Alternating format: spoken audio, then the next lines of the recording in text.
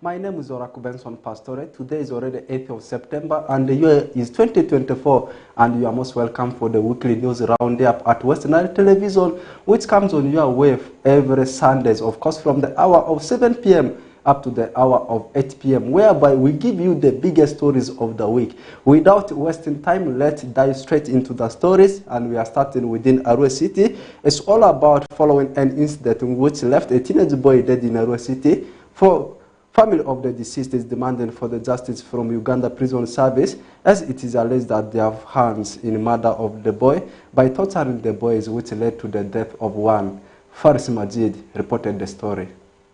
Family members of late Afeku Felix, a 17-year-old resident of prison cell under Central Division in ARA City, who is alleged to have been murdered by prison officers attached to ARA government prison, are demanding for justice for their son, who died on the 3rd of September 2024. This was after the incident that happened in the wee hours of Tuesday this week, where it is alleged that the late Afeku, who developed a complication from ulcers in the night, had requested his brother, identified as Andruga Gerald, a 20-year-old with whom they sleep in a saloon, to accompany him to fetch water from a nearby well to take medication.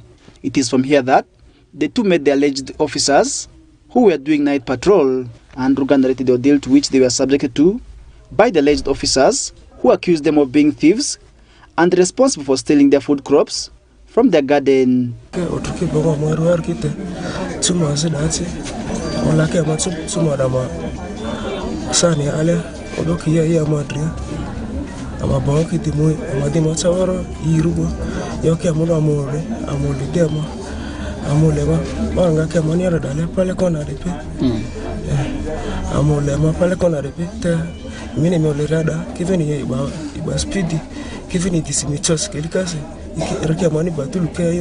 Vuni Venson Yandu, a brother of the deceased, explains that the case of murder and torture has already been opened up against the officers. We decided to register a case against the prison wardens.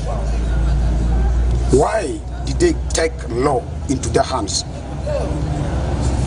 This water point has stayed there for more than 72 years. People are drinking that water. Why did you decide to kill just because of water? And again, in other terms, they say water is life. Similarly, Azama Samuel, an uncle to the deceased, says that his nephew was innocently murdered, and as a family they will continue seeking for justice. There's nothing much that we are going to say because we have already lost. And life once lost cannot be regained. But what is remaining is we want true justice, and this justice must prevail. As family members, we shall be satisfied if the life of my son helps to serve justice in this community in ARA City. Inspector of Police Matua Alfred Tokira, the community liaison officer for Central Division with Uganda Police, implored those with information in relation to the incident to report to police to aid in investigations into the matter. Have some small information, please give it. Hata mutually your police ni kini hiyo zima ni dia wara ni chi ba kinga dia chi iduba number ale tero mimi tiyo de luzominera police imamura. Meanwhile, Kumaket Salim, the resident city commissioner for ARA City, calls for calm as the matter is being investigated, as he also asks for individual responsibility in dealing with the issue. The Uganda prisons that we know has been an institution that respects human rights. It has been an institution that has been promoting human rights. So I would be hesitant to think that it is the same institution that promotes and protects human rights is the one again being accused to abuse human rights. I want us to remove the name of the prisons out of this. If it is an individual person within the institution, then we should treat that as an individual mistake. Honorable Muzaid Kemis, the mayor for Central Division, calls for thorough investigation into the matter so as to regain public trust, since this is not the first time a similar incident is happening in the area. The trust that the people are going to have on us will be when this investigation is put into logical manner. Otherwise, next time it will be very difficult for the community to believe in us. But I want to thank the people of prison cell to be calm You know why the tensions are low? This is almost the second alleged killing. The first one was during Eid Day. A young boy of 17 years was killed. I think why the community are raising eyebrows, there is no logical investigation that has been done to that. Lenin Dori, who works with Uganda prisons as the regional commander for West Nile sub-region, in an interview with journalists in ARA City, however denied allegations of the force being responsible for the murder and torture claims the deceased Afeku Felix is expected to be laid to rest on Friday, 6th of September 2024 at the ancestral home in Abiri village, Ribo sub-county, in Madokolo district as the family awaits for his killers to be brought to book. Farish Majid, reporting for West Nile TV, Nalcast. Away from that story, still keeping it within ARA City, Salim Kumaket, the new ARA City resident city commissioner, has committed to work with everybody in the city so as to fulfill the purpose of his transfer. He made this pledge during a press briefing at the resident city commissioner's office at the ARA City Council Hall in ARA City. Let's have the story. Just after 6 days into the office of the resident city commissioner for ARA City, Salim Kumaket, the incoming resident city commissioner for ARA, has pledged to serve the interest of everyone in the city in his term of office so as to fulfill the purpose of his transfer to the city. Kumaket made the commitment in his first encounter with the media today in his office, as he says that he will be fair to everyone within the city in his administration. I am not coming to subscribe to a particular shades of opinion. I am not coming to serve cliques. I am not coming to fulfill the interests of tribe A, tribe Y. ARA is a cosmopolitan entity that every other Ugandan finds himself here. So I am here to work with everybody. My appreciation of the 6 days so far I have spent in ARA is that there's a lot of political polarization for one reason or the other, and that's what the president of this country abhors, that politics of identity is detrimental to our development as a country. And therefore it would be suicidal for me as his representative to do otherwise.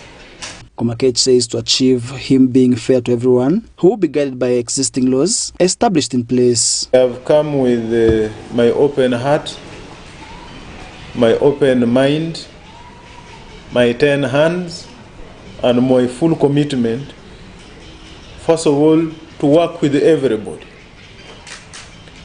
Secondly, to serve all the people of ARA. Thirdly, to implement government programs as provided for in the Constitution of the Republic of Uganda, Article 201, supplemented by the Local Government Act, Cap 243, as amended.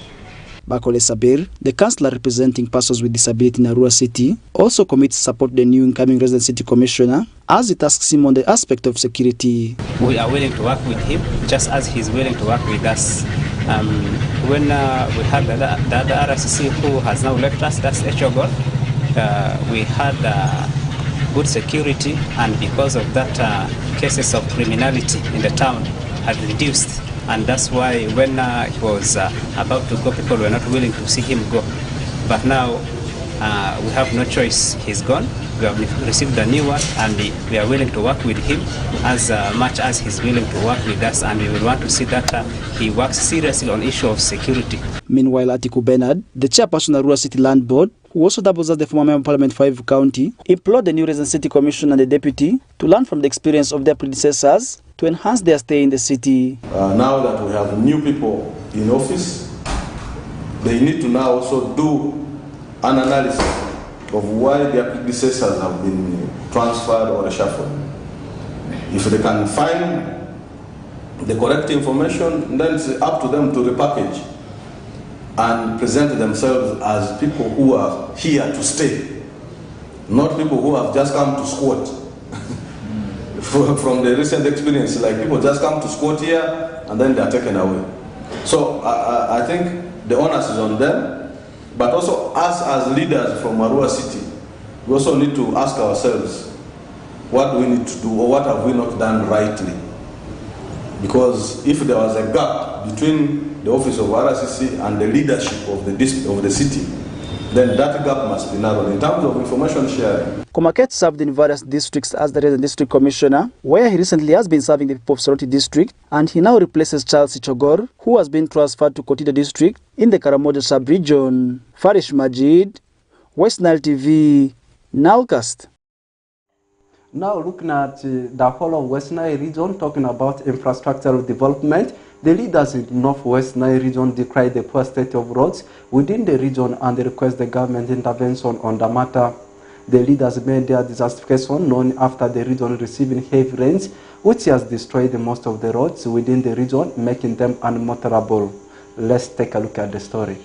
The heavy rains, especially in Moyo, Yumbe and Obongi district, has greatly affected the status of the roads and the bridges in these districts, which has caused untold suffering among the road users who always take long hours traveling on the road due to the bad state of the roads.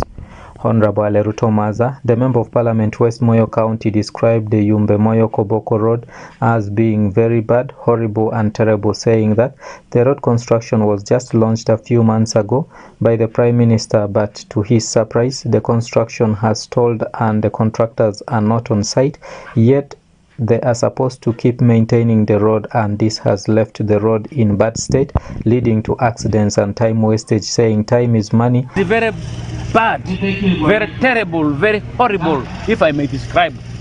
It is beyond description. That's the road which has just been launched by the Prime Minister, and we are all optimistic that the work was going to start. But to our surprise, all the machineries have been withdrawn. And yet the advice has been that there must be forward maintenance. That means the contractor must continue maintaining the road as he is mobilizing his equipment and machinery for starting the work. But all this have been withdrawn. And now the rain is pounding the road. It has become rugged. It is no longer smooth, and it is really causing accidents on the road. Honorable Habib Buga Chemist, the chairman local council 5 Obongi district, said the roads in the district are very bad, making it difficult for vehicles and students to move, adding that the bridges are also in a very sorry state, which always affects business within the district, and requests the government to intervene and improve on the status of the roads and the bridges in the district. The roads are very poor. Right now, as I'm speaking, I am in Itula. I came really, the vehicle, it suffered. There was no completely road. Government needs to do something. Government needs to do something on the roads. Roads are very, very badly spoiled. It is very difficult. And then also for business to operate, it is very difficult. Even for people, for students to move, to cross, for studies, it is very difficult. Then it bridges in Obongi are really in a bad status. Mr. Mpimbaza Samuel Hasaka, the Resident District Commissioner Obongi, urged Uganda National Roads Authority UNRA to be transparent in their work, adding that since the government has taken up the road construction of Koboko Yumbe-Moyo Road, UNRA should now turn their attention to working on Obongi to Kulikulinga Road, which is being destroyed by the heavy downpour, making the vehicles to take over 3 hours traveling on a 40-kilometer road. And that's why, transparency is important. We looked at the budget of UNRA, which shows that they are supposed to work on that road. Part of the road government is going to do from Koboko, Yumbe up to Moyo. About 3 billion shillings. So we said now, government is going to do the other one. UNRA, our station manager, has budgeted about 3 billion. Why don't we revert the 3 billion to our road, which runs up to Kulikulinga? So we have talked to our members of parliament. We are trying to see whether UNRA can bring that money so that we complete the road up to Kulikulinga. Because from Obongi to Kulikulinga, you find about 40 kilometers, you move for about 3 hours. Because it's a bad road, people's vehicles are breaking down, and you find transportation becomes very, very difficult. Honorable Wale Ruhuda, the State Minister for Defense in charge of Veteran Affairs, clarified on the delay in the construction of Koboko-Yumbe Moyo Road, saying the contractor is waiting for a document on environmental protection, which they had not received by the time of launching the road construction, but said they have finally been cleared to carry on with the construction of the road, adding that very soon the construction works will commence. There's a document that the environment is supposed to give you, which they had not received yet. So they were called to halt a bit.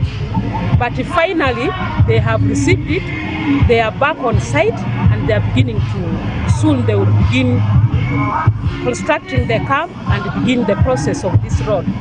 But while they are waiting for that, the Prime Minister and the Minister for Works and Transport, General Wamala, directed UNRA to direct these people to at least do, let me say, punting. For a very long time, the districts of Moyo, Yumbe and Obongi have been grappling with bad roads, especially during rainy season, because the region has never had any tarmac roads since the country became independent, and this has been affecting the movement of people and goods within the region and beyond, hence affecting the economy of the region. It's upon this background that the leaders are crying for government intervention so as to allow the people in the region get access to good roads, so as to promote trade and economic development within the region. Dominic Anthony Okumu, West Nile TV, Nilecast. Still keeping the pace within West Nile region, now moving to Greater Alu region, particularly in Nebi district, and also still about infrastructural development. Truck drivers, fishmongers and boda riders are crying out for help over the deteriorating state of Nyaravur Parombo Road, which connects traders from Arua, Zombo, Nebi to Parombo and Panyamur Market. Let's have the story. Tengeneza sia barabara. Barabara iko mbaya sana. Barabara ya Uganda. Kisha na barabara ya Kongo. Asubuhi kisa ile si bado kutoka sana. Truck drivers, fishmongers and tengeneza sia barabara. Barabara iko mbaya sana. Barabara ya Uganda. Kisha na barabara ya Kongo. Asubuhi kisa ile si bado kutoka sana. Truck drivers, fishmongers and border riders are crying out for help over poor state of Nyaravur Parombo Road. It should be noted that the road which connects traders from Arua, Zombo and Nebi to Parombo and Panyamu markets respectively is in deteriorating state, hindering businesses. A part of this road connects farmers to the nearby markets, but due to the polling state, and this has become worse during rainy season, as this condition has been for years now. Buda man, Budi Parombo. Watika le mopeko pangudu. Watika kati peko pangudu gamente wayero gimako yivu ngudu gosi. Wano de ngo pepen makende. Ando wano de ngudu rebedi wo maleni. Kosi ngudu rema kwetu ko mando ke. Kwetu atemu business. To wo kwa gamente bitu ya gwangi. Kosi ko nene wayero ge kum ora biz kisedo. Gibe tiyo. Ora mo binu gido kandi bangwa makodo wayerge.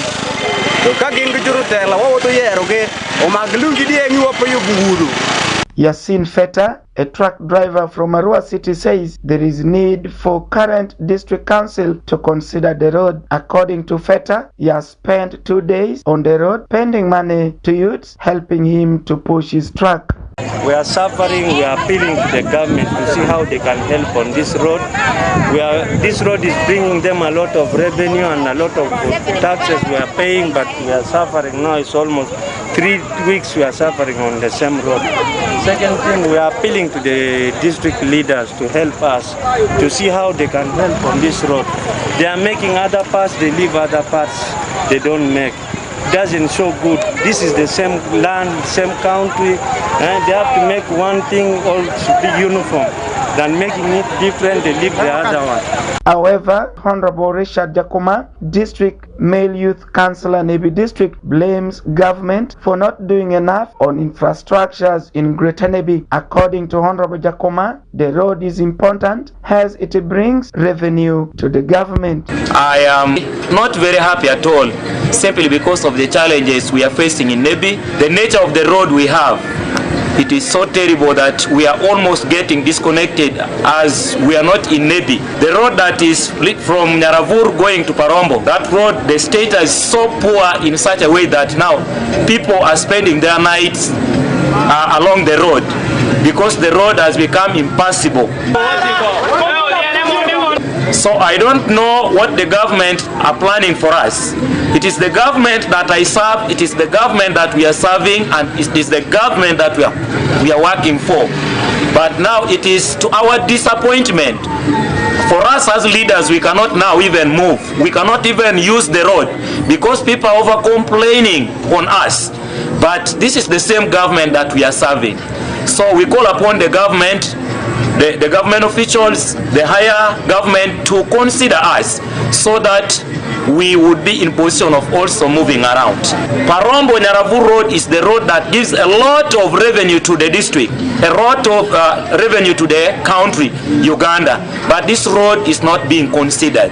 The demand for the road rehabilitation comes at the time when government disbursed 1 billion shillings to each district, municipality and city for roads maintenance.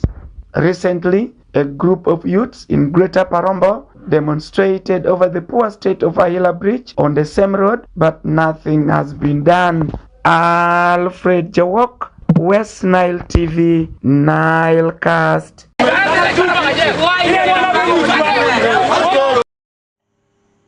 Driving the bus forward, the embassies of Ireland, Denmark, the Netherlands and Sweden have launched the 5-year West Nile partnership on accountability, civic engagement and the rights project geared towards supporting interventions that take relevant importance of formal and community-led structures for promoting accountability, civic engagement and human rights in West Nile region.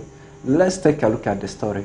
It was a historic ordeal on the 4th September 2024 at Hotel Confidential in ARA City, where the 4 ambassadors to Uganda for Denmark, Ireland, Netherlands and Sweden launched a 5-year project dubbed Partnership on Accountability, Civic Engagement and Rights project, a West Nile partnership with a civil society organization and government agencies to promote accountability, civic engagement and rights as a way to support Uganda's democratization process and sustainable development. This event was graced by West Nile representative of the non-government agencies, local governments, members of parliament and other stakeholders, whom together with the 4 development partners launched this historic partnership geared towards supporting interventions that take relevant importance of the formal and community-led structures for promoting accountability, civic engagement and human rights in the West Nile region. Honorable Alfred Okonji, the LC5 chairman Arua district,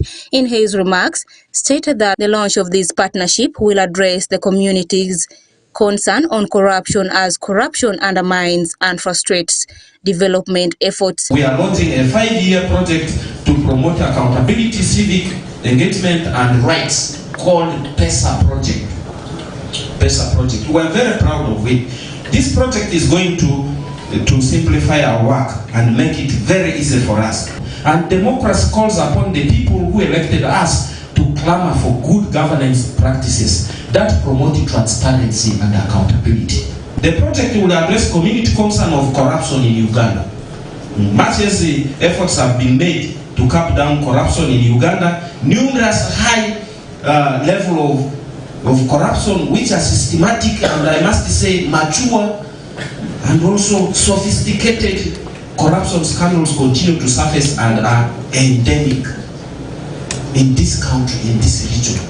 The Deputy Ambassador of the Embassy of Ireland, Jill Clement, stated that this partnership will facilitate NGOs, government and citizens to work together to plan, discuss, coordinate and harmonize respective actions and contribution to development in Uganda. There's overwhelming evidence that an actively engaged civil society has a key role to play in championing human rights, strengthening civic engagement, and realizing the development gains of accountability. Without those ingredients, we can't progress. Because these decisions that we make, the work that we're doing here today, affects people's lives day in and day out. Ireland, absolutely, as do the other partners that are involved in this program, we really prioritize reaching the furthest behind and leaving no one behind. And I think we all see that that can only add value to the work that we do into the quality of our own lives. Whether that's climate and environment action, gender equality, our collective efforts will contribute to a just and sustainable development. The Dutch ambassador, Her Excellency Frederik Quispel, stated that the commitment to civil society is a commitment to progress. Therefore, by empowering civil societies, it will foster a culture of transparency, justice and peace in Uganda. Our collective vision, I guess I can say, is to contribute to inclusive, sustainable and democratic societies, communities where every single citizen has the opportunity to participate and to benefit from the nation's development.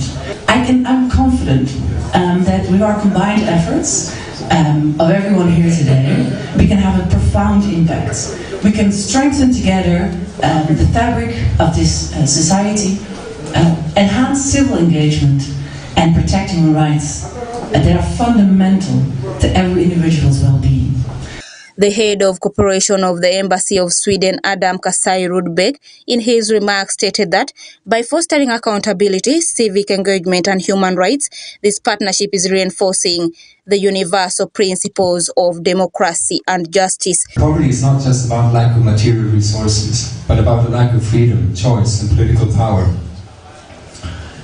And we strongly believe, based on our own experience, that democratic and socio-economic development requires citizen participation to drive change and ensure accountable government.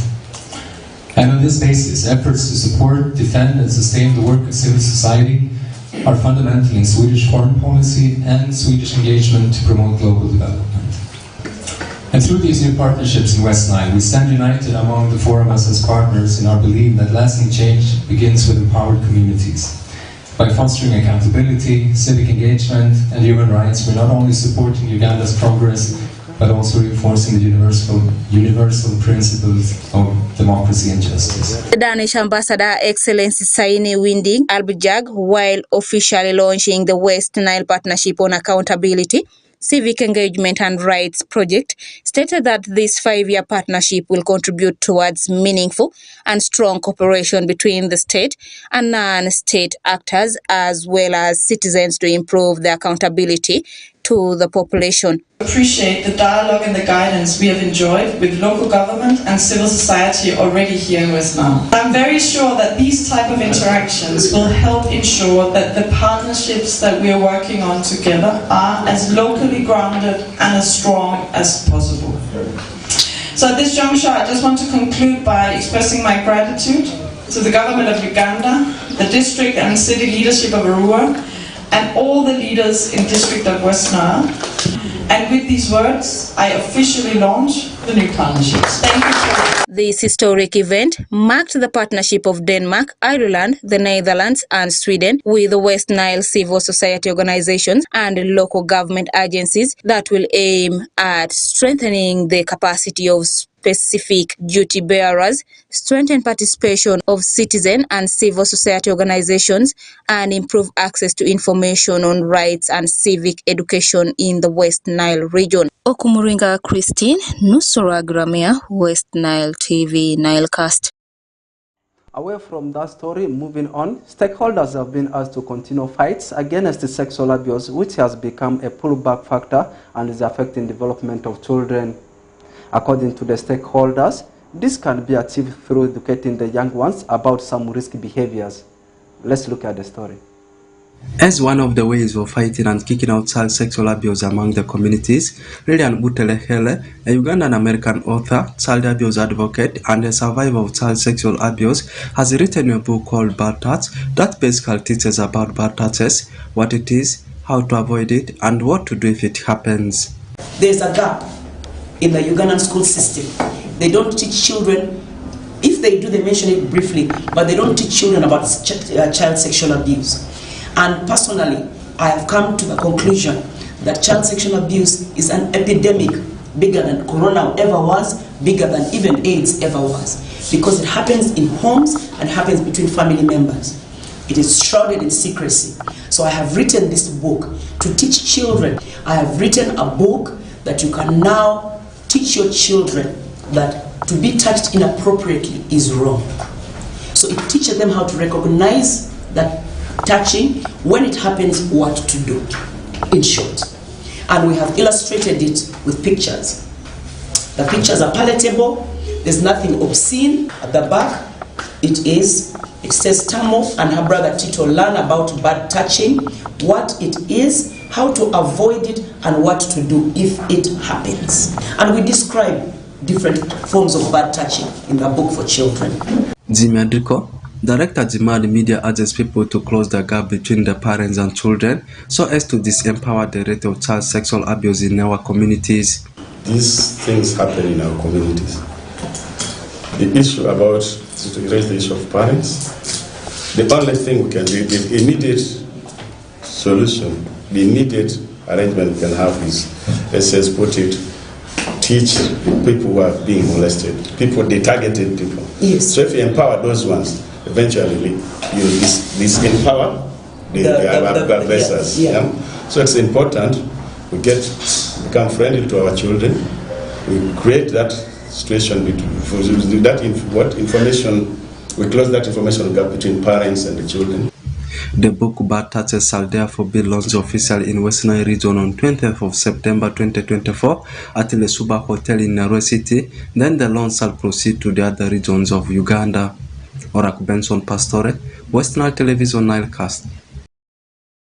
Away from that story, now into another story. The public in Northwest Nile region have been asked to conserve the environment so as to mitigate the challenges posed by climate change within the region. This urge was made by the leaders of the region after the region has been hit by floods and other natural disasters. Let's take a look at the story. The leaders in the three districts of Yumbe, Moyo and Obongi raised their concern to the public and urged them to look at different ways of conserving the environment so as to address the challenges being faced due to the sudden change in the weather pattern within the region. Honorable Ruhuda, the State Minister for Defense in charge of Veteran Affairs, said issues of climate change is real and is being caused by the people themselves. She urged the public to conserve the environment by planting more trees, not encroaching on swamps for agricultural practices, among others, so as to help address the dangers brought about by the change in climate. This also relates us to issues of climate change. Our people must know that it is real. We must be all out to protect our environment. There are so many things that we can do in protecting the environment. Tree planting, not using the swamps. If you use the swamps, instead you put it a fish pond, other than putting a rice, other than draining this. We must wake up as Ugandans that the climate change issues are real. Honorable Ruto Maza, the Member of Parliament West Moyo County, urged the public to adhere to the advice from the Meteorological Department and avoid tree cutting and environmental degradation, saying this affects the weather pattern and very soon may lead to desertification if the issue of environmental conservation is not taken serious. How can we be able to adopt climate changes? By planning and listening to advice from the Meteorological Department. The Meteorological Department in Entebbe as well as what we call weather forecast. They should be able to listen to that and follow accordingly. Honorable Anyama Williams, the Chairman Local Council 5 Moyo District, said the effect of climate change is being experienced through extreme conditions such as extreme rains and extreme sunshine, and therefore urged the public to follow good environmental conservation practices such as not cutting down trees on large scale so as to address the challenges of climate change. We have seen the seasons are all extreme. Either there is too much sunshine or there is too much rainfall. There is no moderate season in between. And this is affecting not only the agricultural economy, but it is also affecting people through disaster. Honorable Buga Habib Kemis, the Chairman Chairman Local Council 5 Obongi District, said there is no attempt by any single partner in Obongi District that has come out to support the conservation of the environment, yet trees are being destroyed on daily basis by the refugee communities for wood fuel without being replaced. Not a single partner who has come boldly that I've come to support the activity of tree planting. It is not there. For that, my government has we sat down, the deck sat, to make sure that this year we must be forced to make sure that tree planting must be one of the key issues to be considered. Mr. Pimpaza Samuel Hasaka, the resident district commissioner of Obongi, appeals to the public to plant as many trees as possible so as to recover from the destruction being caused by the presence of over 150,000 refugee population who cut the trees for wood fuel, and request the United Nations High Commissioner for Refugee UNHCR to have a special program for environmental conservation for Obongi and other refugee hosting districts. I want to appeal to the locals and the leaders. Let us plant as many trees as possible. We are doing badly in terms of the environment. We have the problem of the refugees. These refugees we have about 140,000 refugees. They don't get charcoal. I mean, they don't use energy-saving stoves. They don't use charcoal stoves. They cut the trees and plant. So we really want to beg even UNHCR, together with the Office of the Prime Minister, that there should be a special arrangement for Obongi District and other refugee hosting districts. Mr. Sobasi Daniel, a dealer in tree seedlings in Moyo District, said the change in the climate has greatly affected the people across West Nile region and has offered to supply anybody who needs tree seedlings with a seedling so as to help conserve the environment.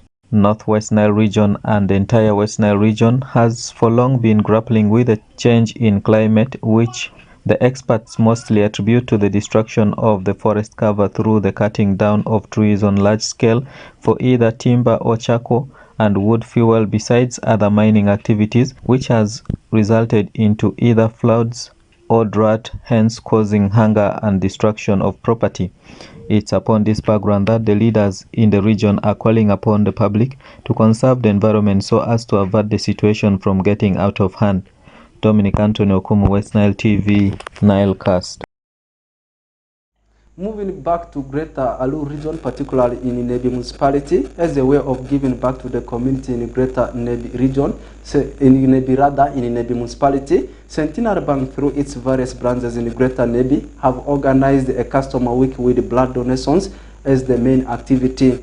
The nationwide customer week started on Monday, 2nd of September, and will end on Friday. In fact, it started on 2nd of September and ended on 6th of September, Friday, 2024. Let's take a look at the story. As Centenary Bank celebrates Customers Week in Greater Nebi and Paida branches respectively, community members have been called upon to donate blood to help patients at various health facilities lacking blood. During the grand opening of the Customers Week at Centenary Bank, Joseph Ushen, manager Centenary Bank Nebi branch, said it is one of their corporate responsibilities to give back to the community through blood donation, giving a token of appreciation to their customers, among others. Mr. Shen added that during this week, they are joined by their top management to witness the progress of community engagement with the bank. We are also glad that this week we are celebrating what we call in the Centenary Bank calendar our Customer Week. Because like we are saying, it's a week, it runs from Monday to Friday. In this week, we are normally joined by our top management. They come and say thank you to our customers from within Nebi. Because for us, we see them each and every day. So we feel like when new people come, top management come and join us, it adds value. They feel honored, they feel appreciated, and they feel cared for. So it is also the same week. Within the same week, we also appreciate our customers for being very loyal with us, for going through the hard times and the good times with us. So once in a while we visit them and tell them thank you. We also give them tokens of appreciation. Hussein added that there is no serious criteria to select customers to be awarded with a token, but the bank has decided to give communal services to health centers, churches, and mosques. There's really no serious criteria, but you know we have very many customers and we cannot go to each and every one of them. So we know that's why we are doing a collective responsibility, collective social responsibility like blood donation, that in case you're sick, in case I am sick, I can go to the hospital and get it free of charge. However, Paulina Wekunimongo, a customer from Pakwach district, narrated how important the Customers Week is. Yeah, I can learn about the Customer Week today. As I came, I found that in so many activities, customers are donating their blood. Awekunimongo appealed to the management to consider Pakwach district with opening a branch in the district to reduce the cost of traveling to Nebi to get the services. And it's free of charge. Like me, one day when I fall sick, I was really given the blood. Yeah, that is the benefit of the customer. That was what I did. And another one, like when I came in, I found they are really giving us enough service. The Customers Week will run from Monday 2nd September this year to Friday 6th in all branches across the country. Alfred Jawok, West Nile TV, Nilecast. In the last story of today's edition of Nilecast News Roundup, the general public living along the border of Moyo and Kajokeji have been asked to coexist and stop dragging the two nations into conflict. The urge was made by Mr. Lisi David Christopher, the commissioner Kajokeji's county, during a cross-border dialogue on the boundary of Wano Abaya at Afoji border post. Let's take a look at the story.